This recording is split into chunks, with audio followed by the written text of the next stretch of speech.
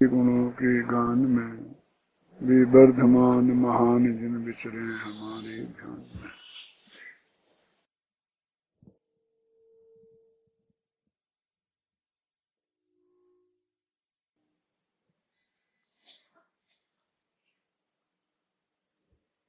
समय सार परमागम का आरंभ करते हुए पहले तो अमृत चंद्राचार्य ने शुद्ध आत्मा रूप समय सार को नमस्कार किया और उसके बाद में जिनवाणी सदा जयवंत बरते ऐसी प्रार्थना की। इसको आशीर्वादात्मक वो नमस्कार कहते हैं। जिनवाणी तो अनंत भगवान की दिव्य धुनी का सार है, इसलिए उनको नमस्कार करने में कोई दिक्कत नहीं है, लेकिन वो जिनवाणी हम और आप तक पहुंचे इसमें आचार्यों का भी योगदान। दूसरी बात यह है जिनवाणी सदा जयवंत बरते, इसका अर्थ क्या है? कल थोड़ी चर्चा अपन ने की थी। जयवंत बरते माने दुनिया उसकी जय के नारे लगाते रहे। सम्यक दर्शन की प्राप्ति में देशना लब्धि यद्यपि निमित्त है, फिर भी अनिवार्य फैक्ट है, अनिवार्य तथ्य है। माने उसके बिना कभी किसी को ना आज तक सम्यक दर्शन हुआ है और ना होगा। आप कहेंगे सम्यक दर्शन तो दो प्रकार का होता है, निसर्गज और अधिगमज। निसर्गज भी तो होता है ना, तो निसर्गज भी वास्तव में अधिगमज ही होता है और अधिगमज भी वास्तव में निसर्गज ही होता है। इस भव में देशना ना मिली हो और पहले भव की देशना हो तो उसको हम निसर्गज कह देते हैं। अथवा देशना के तत्काल बाद कोई असर ना हुआ हो, लेकिन बात उसके क्षोभसम ज्ञान में जम गई हो और फिर विषय के साल में लग गया, धंधे पानी में लग गया, फिर 10 साल बाद 15 साल बाद जो पहले समझा था देशना लब्धि में वही स्मृति में आए धारणा में से, तो उससे भी सम्यक दर्शन 15 वर्ष बाद हो तो तत्काल तो कोई दिखेगा नहीं उपदेशक, तो उसे भी हम निसर्गज कह देंगे। अब अंतर क्या रहा दोनों में, बोलो सुशील जी? इसको जो स्मरण आया क्योंकि वो इसी भव का है इसलिए बोलते हैं उसे स्मरण, और पिछले भव का याद आए तो उसे बोलते जाति स्मरण। बस खत्म, कुछ बोले ये कोई बड़ी बात नहीं है। जाति स्मरण कोई बहुत बड़ी चीज नहीं है। कैसे देखिए, हम 70-80 वर्ष के जो लोग हो गए हैं, सुमन भाई आपको 60-65 वर्ष की बातें याद हैं कि नहीं है? तो 65 वर्ष की आप बात याद आपको आ सकती है तो कोई जीव अभी मरा है और मरते समय उसके साथ दुर्घटना हुई, घटना हुई, अच्छी घटना हुई, कुछ भी हुआ, तो उसके 4 साल बाद उसे याद आ गया तो कौन सा गजब है?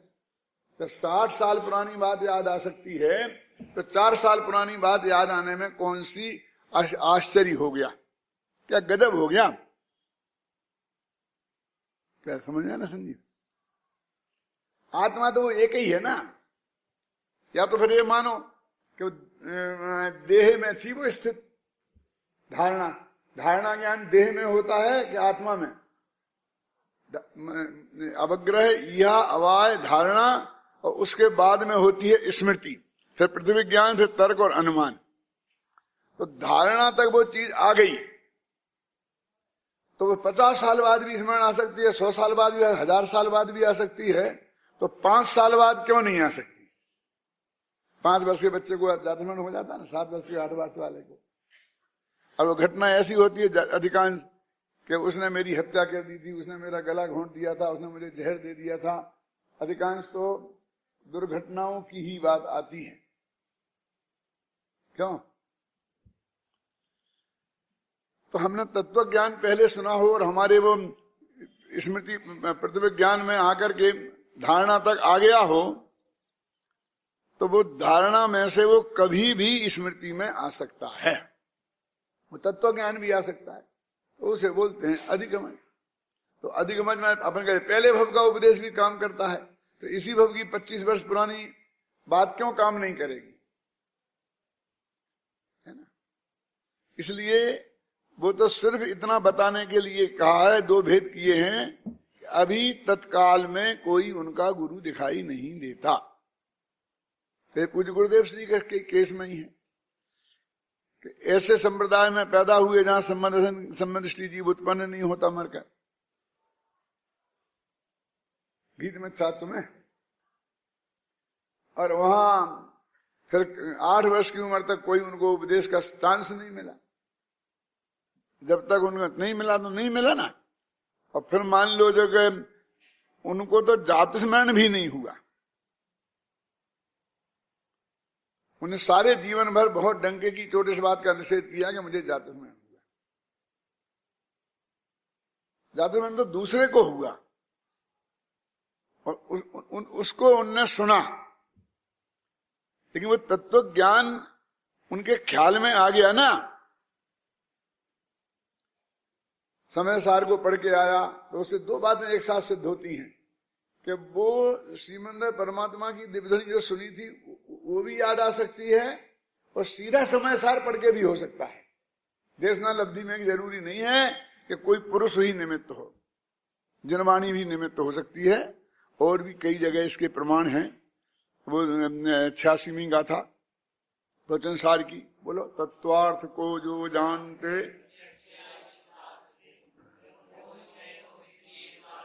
उसमें भी लिखा है ना, जिन शास्त्र से लिखा ना, प्रत्यक्ष जाने या जिन शास्त्र से जाने लिखा ना, जिन गुरु से कहां लिखा वो। लेकिन मुख्यता गुरु की ही है। शास्त्र गौण रूप से है, आप समझे ना, मुख्य रूप से गुरु ही हैं। क्योंकि गुरु के बारे में पहले मैंने बहुत बताया कि शास्त्र में कितना ही बढ़िया प्रतिपादन किया हो, लेकिन मेरे से ही सैकड़ों लोग ये बात कहते हैं कि आपकी ही किताब हम खूब पढ़ी 3 दफे, लेकिन समझ में नहीं आई, और आपने यहां समझाई तो समझ में आई। ऐसे यहां जो लोग आए हैं उनमें से 75% लोग ऐसा बोलते हैं। क्या मतलब इसका? उसका कारण क्या है कि कहाँ रुकना, कहाँ उसका प्रभाव करना, कहाँ वो व्यंग है, कहाँ वो वास्तविकता है, ये सब लिखने में नहीं आता। जैसे ये चिन्ह आजकल तो बहुत बन गए, विस्मय वाचक, फलाने वाचक। पुराने जमाने में तो ये कुछ थे नहीं, वहां सीधी अवधा में बात चलती है, बस खत्म, कहते जाओ सुनते जाएंगे, समझिए ना आप। और यहां तो उसका चेहरा बोलता है, उसके हाथ पैर बोलते हैं, उससे आपको प्रश्नोत्तर करने की सुविधा है। शास्त्र तो जनरल लिखा जाता है। अब वो उसको बड़े बड़े पंडित भी पढ़ते हैं और छोटे लोग भी पढ़ते हैं, बिना जिनने आप पहले जैन धर्म पढ़ा हो। अब उनके लिए वक्ता ये ध्यान तो रख नहीं सकता कि जाए किनकी समझ में आएगी और किनकी में नहीं आएगी। और ऐसा है नहीं अपने यहाँ कोई शास्त्र कि जे इनके लिए पढ़ने का निषेध है और जे पढ़े, पंडित पढ़े, बिना वाले नहीं पढ़े, और बिना वाले पढ़े, पंडित नहीं पढ़े, ऐसा कुछ है नहीं। लेकिन बोलने में वक्ता को सामने वाले का स्तर ख्याल में है, इसलिए वो उस स्तर से बोलता है। इसलिए मुख्य देशना लब्धि तो गुरु के मुख से ही होती है। लेकिन यदि हम इतना ही मान लें कि उसके मुख के अलावा शास्त्र से होती नहीं है, तो कभी हमें बहुत संकट खड़ा हो जाएगा। जब गुरु उपलब्ध नहीं होंगे तब क्या होगा?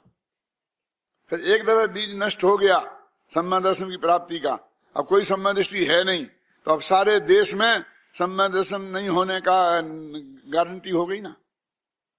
क्या बसंत भाई, ये कितने बड़ा खतरा है, ये हमारी समझ में नहीं आता। अपन को ये इष्ट है, फिर कोई आदमी सम्यक दर्शन की प्राप्ति नहीं कर सकेगा क्या? हम ये मानना चाहते हैं क्या? जिस क्षेत्र काल में गुरु का सद्भाव ना हो, क्योंकि आप कहोगे नहीं है हमेशा रहते हैं, श्रीमंदिर परमात्मा तो हमेशा ध्वनियों की खिल रही है, लेकिन हम जा नहीं सकते ना वहां। और यहां भी कोई एकाध गुरु हुआ सम्यक दृष्टि, तो वो देश के एक कोने में कहीं बैठा होगा, किसको पता है किसको नहीं है पता, क्योंकि वो अपने मुंह से तो कहता नहीं फिरता है, जो कहते फिरते हैं वे हैं नहीं।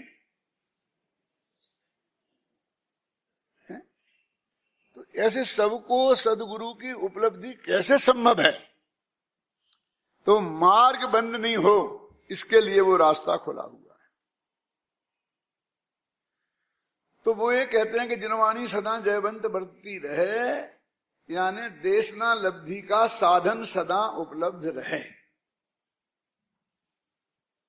तो हम कहें कि महाराज क्या बात करते हो, इसमें आपको कहने की क्या जरूरत है, ना तो ऐसे आशीर्वाद की जरूरत है ना प्रार्थना की जरूरत है ना, सदा उपलब्ध है। शांतिलाल जी कहाँ है कि 20 तीर्थंकर हमेशा विद्यमान रहते हैं और उनकी दिव्य ध्वनि खिड़ती रहती है। एक क्षण को भी सम्मा दर्शन की प्राप्ति का, देशना लब्धि का निमित्त का अभाव नहीं है। सारे 3 लोग के हिसाब से विचार करें तो समझे ना। लेकिन सवाल तो फिर वो ही आ गया ना कि आचार्य अमृतचंद्र तो अपने यहाँ बैठे हैं भारतवर्ष में, और यहाँ की वे बात करते हैं क्या कि वहां चल रही है धारा तो हमारा सिद्धांत का नियम पूरा हो गया, बस खत्म। सिद्धांत का नियम पूरा थोड़ी करना है, हमें सम्मा दर्शन प्राप्त करना है। क्यों? और एक चीज ऐसी दुर्लभ हो क्यों हो, हरेक को सदा सर्वत्र उपलब्ध रहनी चाहिए। उपलब्धि किसे बोलते हैं? क्यों जी, राशन कार्ड में गेहूं मिलेगा उसे उपलब्धि बोलते हैं। बाजार में जब जाओ, जितना 1 छटांग लो, 10 किलो लो, 1000 मन लो, वो उपलब्ध रहे, उसका नाम उपलब्धि है। कहाँ उपलब्ध रहे? जयपुर में कि जोधपुर में? एक एक गांव में। क्या गेहूं की दुकान एक एक गांव में होना चाहिए ना, नमक की दुकान एक एक गांव में होना चाहिए ना, नहीं तो उस गांव वाले को दूसरे गांव में लेने जाना पड़ेगा। बोलो क्यों महेंद्र कुमार जी? एक गेहूं नमक जैसी भी कीमत नहीं है इस आत्मा की। एक गांव गांव में इसकी तत्व चर्चा उपलब्ध होना चाहिए, ऐसी भावना अमृतचंद्राचार्य भा रहे हैं कि जिनवाणी जयवंत वर्तो, माने निरंतर उसका पठन पाठन होता ही रहे, लिखित रूप से उपलब्ध रहे और पठन पाठन के रूप में भी उपलब्ध रहे। तो जिनवाणी की अविरल धारा प्रवाह, जिनवाणी को गंगा की उपमा दी है ना। गंगा काय का नाम है? पहले तो नदी किसे कहते हैं मुझे बताओ। गंगा एक नदी है ना, बोलो भंडारी, नदी किसे कहते हैं? तालाब किसे कहते हैं? झील किसे कहते हैं? समुद्र किसे कहते हैं? बहुत नाम है ना, पानी के समुदाय के बहुत नाम है ना। दरिया किसे कहते हैं? फिर झील, झील तो समझते हैं। लेक, लेक किसे कहते हैं? तालाब किसे कहते हैं? नदी किसे कहते हैं? बांध किसे कहते हैं? इतना भेद है ना कि जहां नदी को बांधा गया हो वो बांध है, समझे ना। माने उसके नेचुरल प्रवाह में अवरोध पैदा किया गया हो, समझिए ना। वो बह रही वहां से अपने रास्ते से, उसे तुमने रोका। शास्त्रों में तो ऐसा लिखा है कि रुका हुआ जल गंदा हो जाता है, खराब हो जाता है, और बहता हुआ पानी हमेशा पवित्र माना जाता है। बहता हुआ साधु और बहता हुआ पानी ये हमेशा महान होते हैं। आता क्या नहीं आता? तो बांध क्या है? जहां पानी को बांधा गया है। झील क्या है? कि किसी ने पानी को बांधा नहीं है, लेकिन पानी बंध गया है। माने उसके ऊपर चाहो तो किसी ने बनाई नहीं, उसको रोका नहीं लगाई है, लेकिन वो ऐसा ही एरिया है जमीन में गहरा कि उसमें पानी आकर रुक जाता है, चारों तरफ से कुछ भी नहीं है, लेकिन वो प्रवाह रुक जाता है उसका। उसे बोलते हैं झील, लेक। फिर अपन ने बांधा हो तो छोड़ा हो तो तालाब, वो भी छोटा बांध है, वो तालाब कहलाता है। अपन छोटा हो तो तालाब कह देते, उसे बड़े को बांध कह देते हैं। नदी काय का नाम है? बोलो। बहते हुए पानी का नाम नदी है, निरंतर प्रवाहशील है, कभी भी रुके नहीं, कदाचित भी। तो जिनवाणी गंगा का प्रवाह निरंतर प्रवाहशील रहना चाहिए, ये बात कह रहे हैं। उसमें कोई अवरोध पैदा नहीं होना चाहिए। पंडित भागचंद जी ने महावीराष्टक स्तोत्र में बहुत ही सुंदर तरीके से इस बात को कहा है। छंद है ना, यदि या बाग गंगा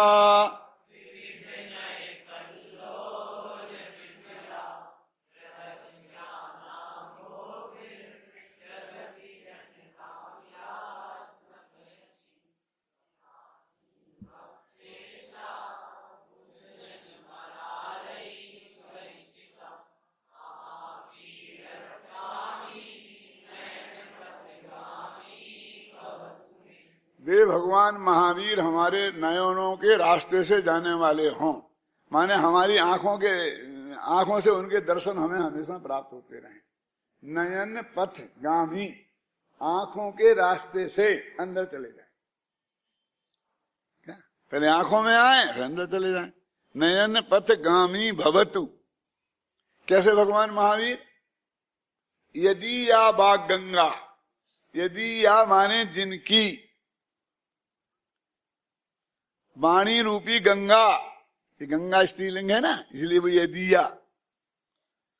यदि पुरुष होती तो यश से कैसे काम चला लेते?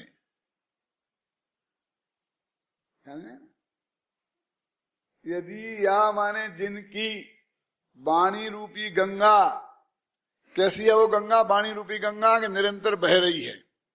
तो वो गंगा तो आप आज इतनी मैली हो गई, राम तेरी गंगा मैली हो गई ना। अब जिनवाणी रूपी गंगा भी ऐसी मैली हो गई होगी। कैसे मैली हुई?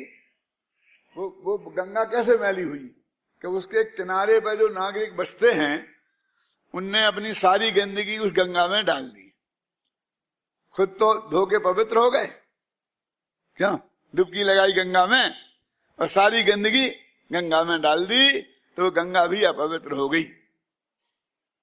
तो ऐसी जिनवाणी रूपी गंगा जो भगवान महावीर के मुख रूपी पर्वत से निकली थी, आता ना, वीर हिमाचल ते निकसी, है ना, वो जिनवाणी गंगा आगे बढ़ी ज्यों-ज्यों, तो रागी द्वेषी लोगों के मुख में से निकली। वह आचार्य थे ना, अब शुरू में दिगंबर श्वेतांबर दो हो गए ना, अब दो ही तो सत्य है नहीं। तो एक लोगों के किसी के भी मुख से उसमें गंदगी घुस गई, क्यों? मतलब उसने तो लिखा था स्त्री को मुक्ति नहीं होती है, और उन्होंने डाल दिया स्त्री को मुक्ति होती है, तो हो गई ना गंदी। पर वो तब से लेकर भद्रबाहु से लेकर वो तभी हुए थे ना दो पंथ, आज तक ना मालूम कितने पंथों में बट गई। और वो क्यों बट गई? मतभेदों से। मतभेद क्यों हुए? क्योंकि हमने अपनी राग देश जिनवाणी गंगा में डाल दी। तो अपनी बात कहो ना कि मैं समझता हूं ऐसा है, कि चलेगी नहीं ना, और शास्त्र में ऐसा लिखा है, ऐसा कहूंगा तो चल जाती है। समझ गए ना? तो इतने लोगों ने उसमें गंदगी डाल दी है, और डाल दी होगी, और डाल देंगे। तो उस गंगा के पैर पड़ने से क्या है कि जिसमें पास में जाओ तो बदबू के मारे नाक बंद करनी पड़ती है। क्यों? उसमें डुबकी लगाने से कौन से पाप कटेंगे? बोलो, है ना? तो जिनवाणी रूपी गंगा अभी ऐसी ही हो गई होगी। एक प्रश्न पंडित भागचंद जी के दिमाग में उत्पन्न हुआ। पंडित भागचंद जी को जानते हो? भागचंद जी श्वेतांबर कुल में पैदा हुए थे। वो छाजेड़ जाति के थे। छाजेड़ होते ना आपके यहाँ? छाजेड़, हाँ, छाजेड़ गोत्र के थे वो भागचंद जी, छाजेड़।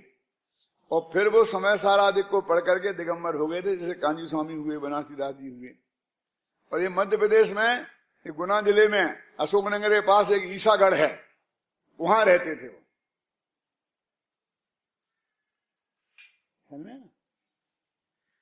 तो उन्होंने ये संस्कृत, बाकी तो उनके हिंदी में तो बहुत पद हैं, लेकिन संस्कृत में उनकी बहुत लोकप्रिय रचना है। तो वो ये कहते हैं कि जिनवाणी रूपी गंगा मैली नहीं हुई। आज तक जो हमारे कान में आई है वो मैली नहीं है, सही भगवान महावीर की ही वाणी है, इसकी क्या guarantee? What is the proof?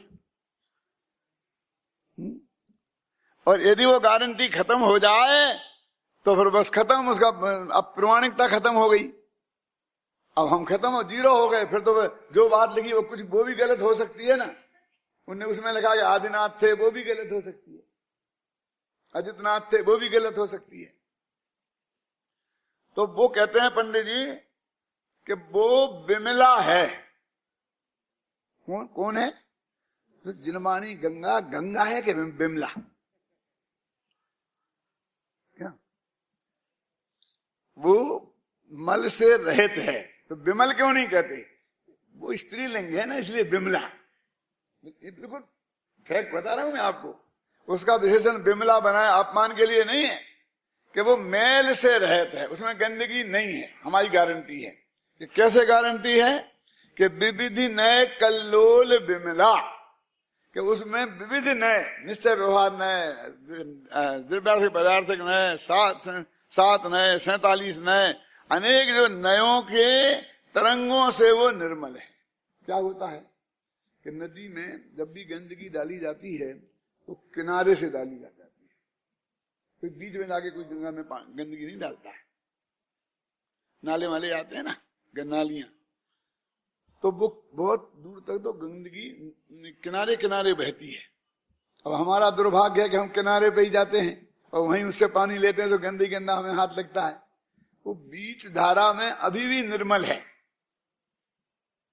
बीच में धारा उसकी अभी भी निर्मल है, तो बीच धारा में तो कोई पहुंचता नहीं है। किनारे किनारे से लेते हैं, किनारे में गंदगी डालते हैं। और एक पानी का एक स्वभाव है कि उसमें लहरें उठती हैं, और लहरों का काम यह है कि जो वजनदार गंदगी हो उसे दबा के नीचे जमीन में जमा देती है, और हल्की फुल्की गंदगी हो उसे धक्का मार के किनारे पर फेंक देती है। समुद्र में आपने देखा होगा, सारी फेंक देते ना, बीच में निर्मल रहता है। इस तरह ऑटोमेटिक फिल्टर लग रहा है दरिया में, नदियों में। नहीं तो आज तक क्या हालत हो जाती भगवान जाने।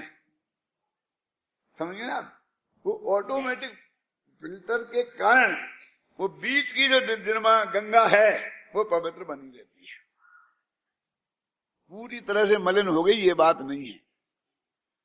तो कहते हे महावीर भगवान, तुम्हारी वाणी रूपी गंगा विविध नय कल्लोल विमला, अनेक प्रकार के नयों की तरंगे के द्वारा वो निर्मल है। क्या मतलब है? कि कोई आदमी कुछ भी अनाप शनाप कहेगा तो हम निश्चय व्यवहार लगाकर, हम व्याधे लगा करके उसी छटनी कर करा देंगे भाई। कैसे? कि आत्मा निर्मल पर्याय का करता तो स्वयं निश्चय नय से है, लेकिन अशुद्ध निश्चय नय से राग का भी करता है, लेकिन परिद्रव्य का करता तो 3 लोगों 3 काल में है ही नहीं। कहता तो है असद्भुत व्यवहार नय से है, कि वो है नहीं कहा जाता है। क्या ऐसा आता कि नहीं आता? तो ये जो हम नए लगा लगा करके उन कथनों में, यदि कोई आदमी ऐसा करेगा, अनाप शनाप लिख देगा कि एक द्रव्य दूसरे द्रव्य का करता है, तो हम क्या करेंगे कि उसमें नए लगाएंगे और कह देंगे व्यवहार नए का कथन है। खत्म, हमारी जनवानी साफ हो गई। ये कहना हमारा बट्टा खाता आपका होता ना, रोकड़ मिलाते हो सुबह शाम, तो रोकड़ जब नहीं मिलती है तब क्या करते हो? मतलब एक कभी 10 रुपये बढ़ गए, कभी 10 रुपये घट गए, ऐसा तो होता है ना। पहले जमाने में तो कहते थे कि 1 पैसे की गलती रहे तो उसको खोजने के लिए मुनि लोग 4 पैसे का तेल जला देते थे। उन्हें गलती नहीं होने के प्रति इतने सावधान रहते थे। ऐसे ही जिनवाणी माता में गलती ना हो, इतनी सावधानी हमें रखनी चाहिए। और फिर भी गड़बड़ तो फिर भी हो सकती है ना मिले तो अब क्या करेंगे? कब तक ढूंढेंगे उसे? तो हमारे यहाँ एक बट्टा खाता बोलते हैं उसे। वो बट्टा खाता बढ़े तो बट्टे खाते में जमा, और घटे तो बट्टे खाते में नामे। उसका फायदा क्या है बट्टे खाते का? उसका फायदा ये है कि कि कदाचित बाद में भूल पता चल जाए कि हमने आपको दिए थे 50 रुपए अमृत भाई और हम भूल गए लिखना, अब कम हो रहे, हमने बट्टे खाते में डाल दिए और आप आ गए और आपने दे के मैं ले गया हरी, तो फिर मैं आपके नामे जमा नहीं करूंगा क्योंकि आपके नामे नहीं लिखे मैंने, तो मैं बट्टे खाते में जमा करूंगा, इसलिए वो खाता मिल जाएगा। रास्ता तो होता है ना हर जगह। तो अपने यहां जिनवाणी में व्यवहार ने वो बट्टा खाता है क्यों एक द्रव्य का दूसरे द्रव्य का करता क्या दिया है, तो हम क्या कर सकते हैं, क्यों साहब? तो इतना है तो बट्टा खाते में 100 मड़े हैं, 50 मड़े हैं, तो 5 रुपए और मड़ जाएंगे, हमें क्या फर्क है। ये जो विविध नए कल्लोल विमला किस तरह जिनवाणी को पवित्र रखा जा सकता है, इसकी बात है। पंडित टोडामल जी ने इस पर बहुत बहस की और उसमें उन्होंने एक बात लिखी कि कोई रागी देसी जीव और जिनवाणी में ऐसे वचन मिला दें, ख्याल में है ना, तो अपन क्या करेंगे। तो उन्होंने बहुत देते फिर कहा कि नहीं मिलाई दिए हो तो उसमें ये लिखा है जो बहुत खतरनाक बात है कि ज्ञानी जन उन्हें चलने देते नहीं। जो समझदार हैं उसको जानते हैं उनकी कितनी बड़ी जिम्मेवारी टोडामल जी ने वहां सौंपी। क्यों उत्तमचंद जी, उत्तमचंद जी निभाया करते हैं उसको बहुत गारंटी से, हैं? यानी इसमें भगवान को भी माफ नहीं किया जाना चाहिए। यदि हम किसी व्यक्ति का लिहाज रखकर ये जानते हुए कि जिनवाणी के अनुसार सही नहीं है, यदि उसकी तोपा तोपी करते हैं तो वो जिनवाणी के साथ धोखाधड़ी है। क्या चुप रह जाएंगे? चुप भी, आप अपनी ताकत से पूरी तरह उसका निषेध करो, ऐसा टोडामल जी ने लिखा है मोक्ष मार्ग प्रकाशक में, पढ़ लेना, नहीं तो वो ज्यादा फैलेगी। तो आपके निषेध करने से क्या होता है, वो कहता ही रहेगा। अरे भाई, जिनको समझना है उनको एक उपलब्ध तो है, यदि दूसरी बात सामने नहीं आई तो वह पक्की हो गई फिर कि 2 मत हैं, ऐसा तो आएगा ना भाई कि 2 मत हैं, ऐसा लोग कहते हैं। हमने तो यही कहते हैं सारे देश में, जब अपनी बात कहता रहता हूं तो तुम्हारे नक्कार खाने में तू की आवाज सुनता कौन है? सारे लोग तो ऐसा बोल रहे हैं। मैं कहता हूं कोई नहीं सुने, लेकिन अब ये वो सर्वसम्मति नहीं रही। आप लोग करते हो ना, मेरा विरोध लिखो, तो तुम अकेले क्या होगा, 12 आदमी ने तो पास कर दिया कि नहीं, ये रहना चाहिए कि ये सर्वसम्मति से पास नहीं हुआ था, एक आदमी का विरोध था। क्यों करते कि नहीं करते? क्यों कि कल ये बात जो जिस कारण मैं विरोध कर रहा हूं सही निकली और आपकी बात से कोई गलत हुआ तो ये तो नहीं आएगा रहने में कम से कम कि भाई उस वक्त ये बात कही गई थी, हमने ध्यान नहीं दिया। वो कहते भगवान महावीर से जिनवाणी गंगा आज तक जो पवित्र है, ऐसे दिग्गज विद्वानों की वजह से ही पवित्र है। यदि वो किसी तरह से लौकिक दबाव में उसमें समझौता कर लेते तो आज जिनवाणी गंगा जो पवित्र रूप में हमारे पास उपलब्ध है वो कभी भी उपलब्ध नहीं रहती। और आपको जानते हैं ना, राजनीति में आज एक बात कही जाती है कि जब कोई मान लो बहुत ज्यादा उधम करने लगे आरएसएस वाले, तब लोग कहते हैं कि इन पर प्रतिबंध लगा दो, ये कर दो, ये कर दो, ये कर दो। तो मालूम समझदार राजनीतिक लोग क्या कहते हैं कि पॉलिटिक्स को पॉलिटिक्स से ही सामना करना चाहिए। कानून बना के जेल में डाल दिया, इससे तो और बढ़ेगा, वैसे वो घटेगा नहीं। आप अपनी ताकत से जो बात सही है वो जनता तक ले जाओ, पहुंचाओ, पवित्रता से अपने जीवन को इतना पवित्र रखो। तुम पे एक आरोप लग गया, उसकी वजह से तुम्हारी बात कोई नहीं सुनता, तो अपने जीवन को पवित्र बनाओ। तो ये कहते हैं इसको राजनीतिक स्तर पे ही निपटो, इसे कानून व्यवस्था में मत लाओ। ऐसे ही ये तत्व ज्ञान संबंधी मतभेद हैं, उन्हें बौद्धिक आधार पर ही निपटा जाना चाहिए। उनमें अनुशासन, प्रशासन, छोटा बड़ा, अपमान, हल्ला गुल्ला, इसका कोई मतलब नहीं है। क्या? इस बात की प्रार्थना यहां पर वो कहते हैं कि अनेकांतमयी मूर्ति नित्यमेवे प्रकाशताम। वह अनेकांतमयी मूर्ति, उसका अनेकांतपना नित्य ही प्रकाशित रहना चाहिए। ख्याल में है ना? माने सर्वथा नाम का शब्द जैन दर्शन में है ही नहीं, और हम तो लगा के बताएं अभी सर्वथा। क्यों? आत्मा सर्वथा ज्ञानानंद स्वभावी है, क्या दिक्कत है? देखो, नए लगा देते हैं तो सर्वथा लगा सकते हैं, घबराना नहीं, बहुत विधि है इसमें। एक एक आप खेल समझते हो, यदि गहराई से नए तक पढ़ोगे तो मालूम पड़ेगा कि आप वहीं वही बात कह रहे तो हम कह रहे गलत है, और हम कह रहे तो वो सही है। क्यों? कि आपने अपेक्षा लगाई नहीं है और हमने अपेक्षा लगा दी है। सापेक्ष लिखा ना, निरपेक्षा न अमिथ्या सापेक्षा वस्तु तीर्थकृत। जो निरपेक्ष न मिथ्या हैं और सापेक्ष न वस्तु की सिद्धि करने वाले हैं, ऐसी जिनवाणी सदा जयवंत रहे, ऐसी भावना इसमें भाई गई है।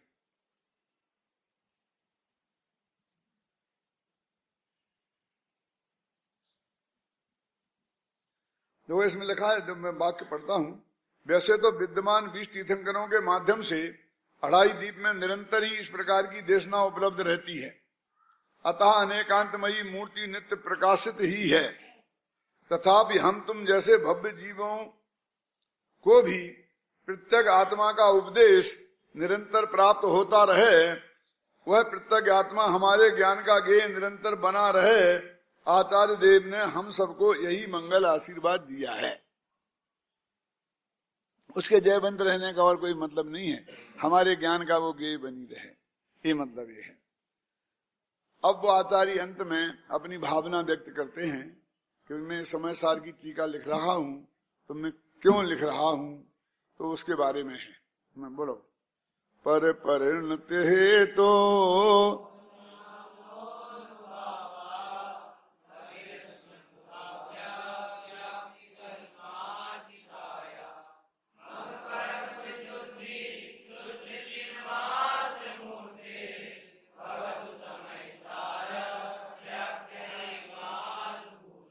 रोला भी पढ़ लो। यद्यपि मैं तो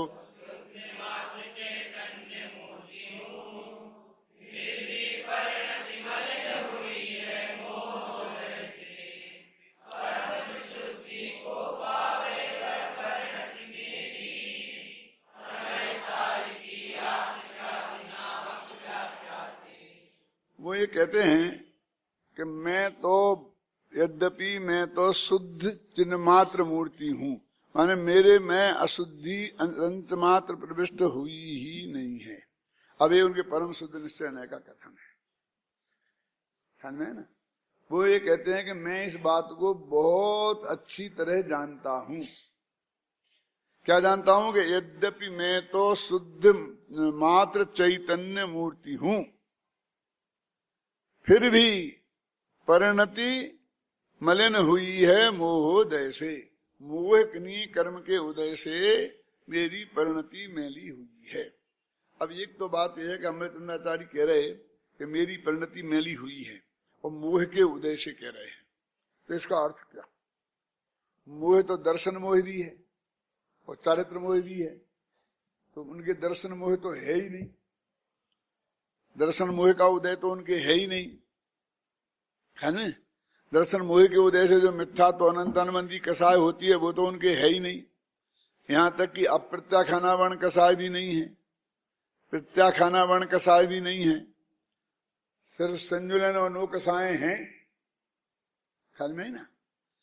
फिर भी इसमें भी लगाते हैं, फिर भी परिणति मलिन हुई है मोहोदय से, वो चारित्र मोहिनी कर्म के उदय से मेरी परिणति मैली हुई है। अब देखिए, वो अमृतचंद्राचार्य 6वें 7वें गुणस्थान की भूमिका में झूलने वाले अपनी उतनी सी अशुद्धि के कारण अपनी परिणति को मैली हुई ये स्वीकार करते हैं, और हम सर्वथा कहेंगे नहीं मैं तो शुद्ध ही बुद्ध हूं। तो मोक्ष प्रकाशक में उसको ही तो निश्चयाभासी कहा है ना। अरे शुद्ध बुद्ध तो जैसे अमृतचंद्राचार्य हैं ऐसे हम हैं, उनमें तो कोई फर्क ही नहीं है, वो तो बराबरी का मामला है।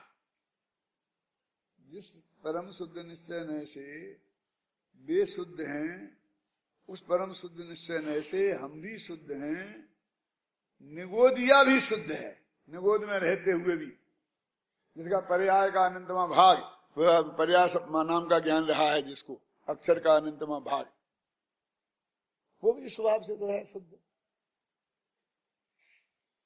लेकिन जिस परिणति की शुद्धि की बात कही जा रही है, वो द्रव्य स्वभाव की शुद्धि की बात नहीं है।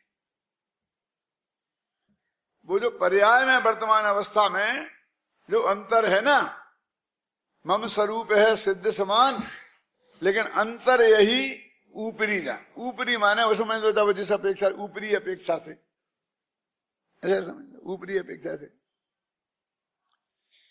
शायद उत्तम चंद जी ने कहा था, किसने कहा था कि जो परिणति ऊपर ऊपर लौटती है, ऐसा जो कहा ना पर्याय द्रव्य की, ऐसा किस धोखे में मत रहना।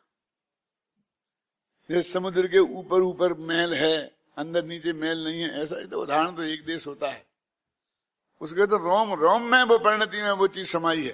राग भी बहे लुंठती भी लिखा है ना, बहे लुंठती बहा लौटता है, वो तो अध्याय भाषा है, माने पृथक है, उसे पृथक किया जा सकता है, लेकिन ऐसा नहीं है। वो तो हर प्रदेश प्रदेश में है। जैसे मान लो असंख्य प्रदेश हैं, तो अभी एक वस्तु के असंख्य प्रदेश है, मेरे समझ लो आत्मा की, तो ऐसा जो प्रदेश के बीच के हैं उनमें तो होगा नहीं राग देश, और जो बाहर बाहर के हैं यहाँ लौटता होगा बाहर के प्रदेशों में, क्यों नहीं होता ना।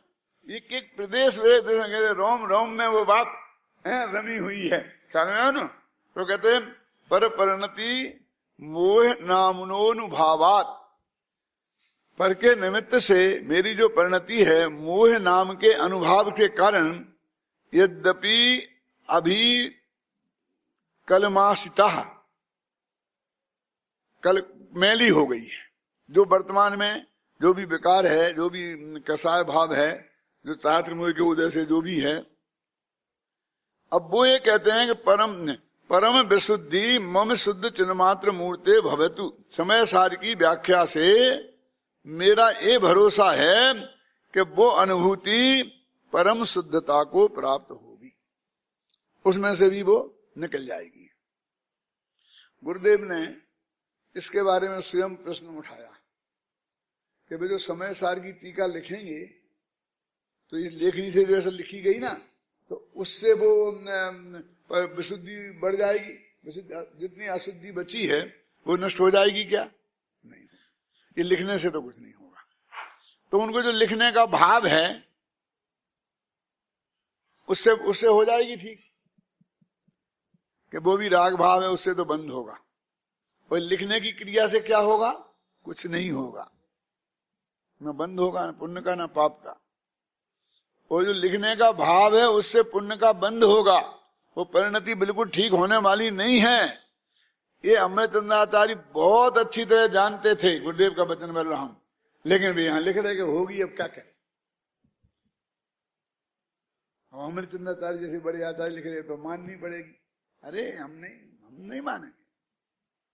मैंने पहले ही कहा ना कि डरे तो मरे, गया जैन धर्म।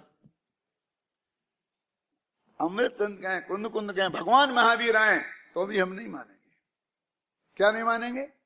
कि इस टीका लिखने के स्वभाव से अथवा टीका लिखने की जड़ क्रिया से परिणति में परम विशुद्धि हो जाती है, ये हम नहीं मानेंगे, नहीं मानेंगे और नहीं मानेंगे। लेकिन लिखा तो है कि उसका अर्थ ये है कि उस टीका लिखते समय जो समय शुद्धात्मा की प्रति रुचि का जो मेरा जोर है, उस जोर से वो परिणति पवित्र हो जाए, रुचि के जोर से। क्या लगा? जैसे रुचि के जोर से भोजन की रुचि जाए, समझ गए? ये वो कहते हमने वो जो अंदर में जोर है, मसंत भाई, उस जोर का काम है। अब उसके साथ चूंकि वो शुभराग है इसलिए उसको भी कह दिया, और उसके साथ में लिखने की क्रिया है जड़ की तो उसको भी कह दिया। ये तो लपेटे में आ गए हैं उसके साथ में होने से। अब देखो ऐसी बात होने पर भी भाषा ऐसी होती है। अब आप हमारा गला पकड़ना हो तो कहो साफ साफ शब्दों में तो लिखा है, और तुम नहीं कहते हो। भाई तुमको हमारा गला पकड़ना है कि हमसे तत्व ज्ञान समझना है। ये गला पकड़ने वालों की समझ में कभी आने वाला नहीं है। ये बहुत बारीक तत्व है, इसे गहराई से समझने के साथ में बहुत विनय मर्यादा पूर्वक श्रद्धा पूर्वक समझना पड़ेगा तो समझ में आएगा। और तुम्हें बहस करना हो, कुश्ती करना हो तो हमारी कुश्ती करने की ताकत हमें नहीं है, है ना? साहब आप ये बात बता रहे, इसका कोई प्रमाण है कि हाँ जी है ना? देखो नहीं नहीं, कहीं और कहीं शास्त्रों में, बड़े शास्त्रों में इसमें है उसमें क्या करना है तेरे को? वो सारे प्रमाण इकट्ठे करके कोई अखाड़ेबाजी करनी है? समझना हो तो इतना ही पर्याप्त है, और मुझसे समझना हो तो इतने की भी जरूरत नहीं है। मैं जो कह रहा हूं ना, यदि मेरी वाणी में प्रमाणिकता लगती हो तो मेरे को तुम्हें समझाने का भाव है, अन्यथा मेरे को तुम्हें समझाने का भाव नहीं है। बोलो, अब इसमें भी बहस कर सकता है ना वो, ये जो अर्थ कैसे आपने कर दिया, इसमें तो सब ने ये टीका करने से मेरी परिणति ब्रह्म सिद्धि को प्राप्त हो ऐसी प्रार्थना कर रहे हैं वो। अब करो बहस। अब हम ये कहें नहीं करें, हम क्या करें? अब हम कहें जिसका ये अर्थ नहीं है और ये अर्थ है तो मानना पड़ेगा कि नहीं मानना पड़ेगा? उत्तम चंद जी बोलो, कुश्ती लड़ना हो तो उत्तम चंद जी के पास जाओ, अभी वे जवान हैं, लड़ सकते हैं। हम लोग तो बहुत सीमित शक्ति वाले लोग रह गए हैं, हमारे पास बहुत सीमित समय है, बहुत सीमित शक्ति है, ख्याल में आई ना? तो इसमें हम व्यर्थ के किसी भी विखवाद में पढ़ना नहीं चाहते, बात भी नहीं करना चाहते। हम तो ये चाहते हैं कि हमारी जो भी जीवन शेष है उसके जितने भी क्षण हैं वो शुद्धात्मा की प्राप्ति और शुद्धात्मा के प्रतिपादन में ही बीते, चाहे वो लेखनी के द्वारा और चाहे वो वाणी के द्वारा। यही रास्ता है, तुम्हें इसमें से कुछ मिल जाए तो ठीक है।